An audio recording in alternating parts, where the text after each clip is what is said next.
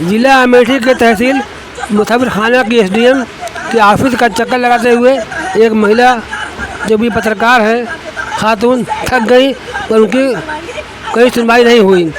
वो इसकी वजह से नाराज़ होकर के देखिए एसडीएम को उन्होंने क्या क्या कह दिया, उसकी हिम्मत को सलाम कीजिए। वैसे बीपी न्यूज़ दुबसारी की रिपोर्ट। बनी है, आप अपने कार्यालय से जनता को दुर्व्यवहार करके कार्यालय से बाहर नहीं निकाल सकती है।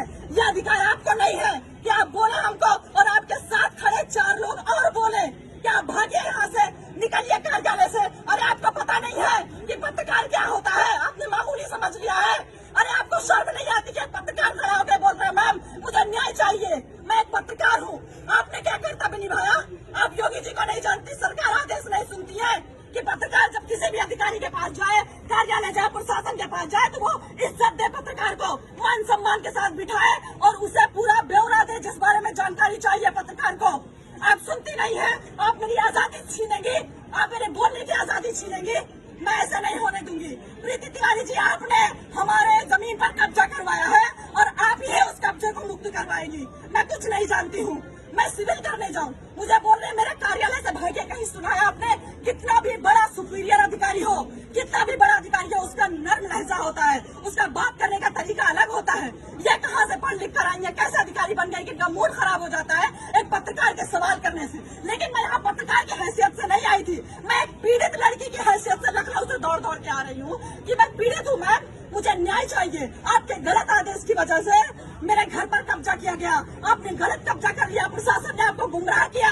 मैं बता रही हूँ, मेरी बात सुनने को तैयार नहीं। आप पहले बाहर जाइए फिर मैं बात करूंगी। आप पहले बाहर जाइए, मेरा मूड खराब हो रहा है, मुझे गुस्सा आ रहा है, मुझे मेरा गुस्सा शांत करिए और मैं सब साक्ष्य दिखाऊंगी आपको। इनका जितना भी रवैया अंदर किया मेरे साथ, जितना भी, यह भूल गई कि मैं पत्रकार बता रही हूँ लेकिन मैं तुम्हारा कुछ भी कर सकती हूँ, यह भूल गई। इनका सारा रवैया हमारे कैमरे में कैद है। इन्होंने जो बर्ताव पत्रकार के साथ किया, आप सोचिए, अंदाजा लगाइए कि जब ये आम जनता खड़ी हुई, जब इनके पास जाती होगी तो कैसे गूंगे बहरे की तरह खड़ी रहती होगी। इनके आदेश के लिए एक शब्द सुनने के लिए कितना बेचैन रहती होगी कि मैम कुछ तो हमारे हक में फैसला सुना दे, कुछ तो हमारे हक में बोल दे, कुछ तो मेरे साथ न्याय कर दे। इस उम्मीद से जनता यहाँ पर खड़ी रहती है और इन्होंने अभी कार्यालय का गेट बंद कर लिया। और जब मैं परेशान हो गई, मुझे कार्यालय से बाहर निकाला गया, मुझे धक्का मारा गया, मेरे साथ दुर्व्यवहार किया गया, तब मैंने रिपोर्टिंग शुरू की, तब मैंने अपना कर्तव्य निभाया कि आज नहीं तो कभी नहीं। क्योंकि मैं यहाँ 2-2.5 महीने से चक्कर काट रही हूँ। मेरी बुजुर्ग माँ 2-2.5 महीने से आ रही कि मैम आपकी गलती की वजह से अभी तक कोई हमारे घर में घुस नहीं पाया। एसडीएम के गलत आदेश की वजह से हमारे घर पे लोगों ने कब्जा कर लिया, प्रशासन को भेजकर इन्होंने कब्जा करवा दिया। प्रशासन गलत रिपोर्ट लगा रहा है। जांच होनी चाहिए, निष्पक्ष जांच होनी चाहिए। हम बेईमान लोग नहीं है, गरीब आम जनता बेईमान नहीं होती है, अधिकारियों की तरह गलत फैसले नहीं लेती है, किसी का किसी पर कब्जा नहीं करवाती है।